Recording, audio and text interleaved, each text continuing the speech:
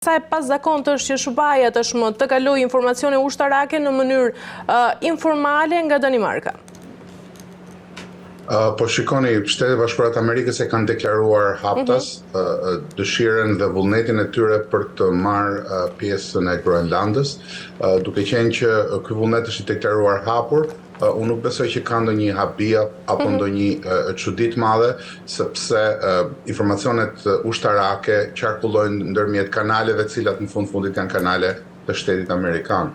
Ajo që unë do të doja të vija në dukje është që kjo qasje që i bëhet problemit të Groenlandës, të paktën kjo qasje formale, është qasje e tejkaluar tashmë.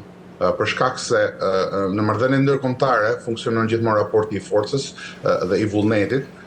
Sigurisht që në kohë paqe përpiqen të gjitha fuqitë e mëdha që të gjejnë një ekuilibër nëpërmjet rregullave të cilat zbatohen apo mbahen përpara të gjithë vendeve të tjera të botës nëse ka vullnet.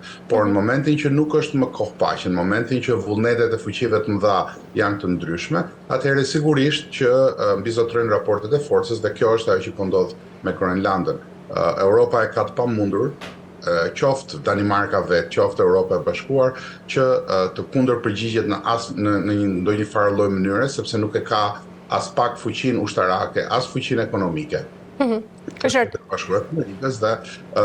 të gjitha këto janë çështje mediatike, mediatizohen thjesht për shkak të se ato elitat evropiane kërkojnë që popujve të tyre t'ju thonë që ne po rezistojmë. Në fundit të gjithë e dinë se cili është përfundimi i parashkruar i kësaj situate. Dhe e fundit, Groenlanda i duhet Shtetet Bashkuara të Amerikës për dy arsye themelore.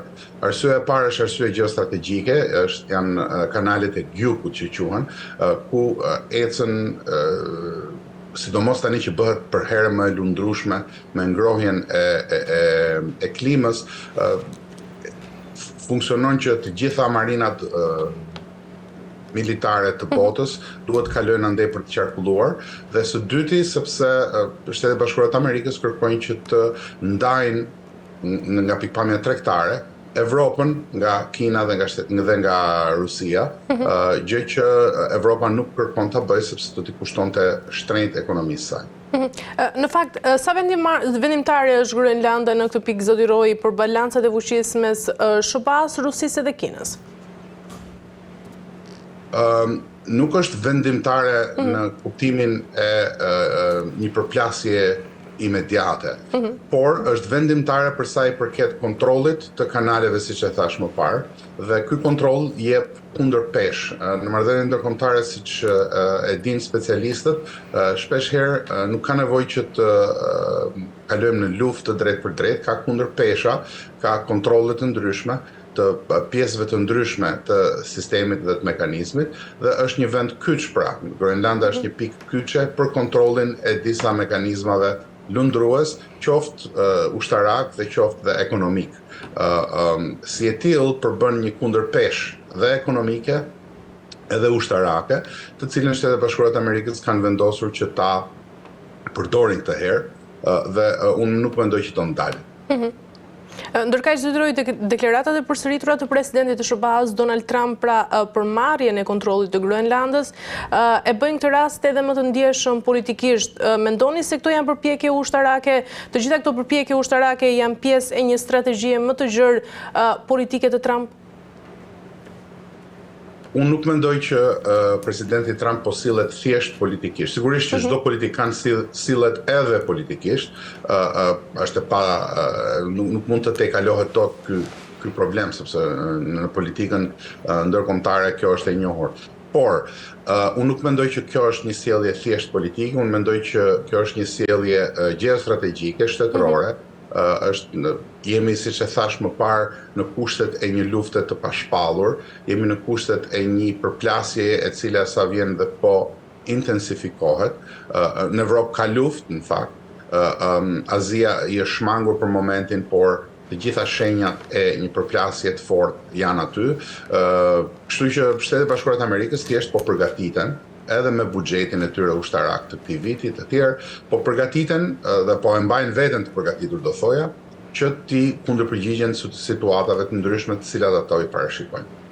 Ndërkaq detyroi Danimarka gjendet mes presionit amerikan sigurisht dhe përgjegjësisë për sovranitetin e saj dhe të Groenlandës. Sa e vështirë është për Kopenhagen të refuzojë SBA-n pa dëmtuar këtu edhe marrëdhënie strategjike? Po siç e thash më parë, ky diskutimi i marrëdhënieve strategjike, i diplomacisë dhe i mënyrave të ligjit ndërkombëtar, pavarësisht se me cektësi një ashtu quajtur specialiste e kishte cekur në emisionet e darkës në javën e kaluar, ligji ndërkombëtar vlen aq sa vlen një copë letër që është marrë tek bakalli. Vlen nëse ke fuqinë që ta vendosësh në krye të marrëdhënieve, po nëse nuk e ke fuqinë e duhur, ligji ndërkombëtar ka shumë pak ndikim në marrëdhëniet ndërkombëtare.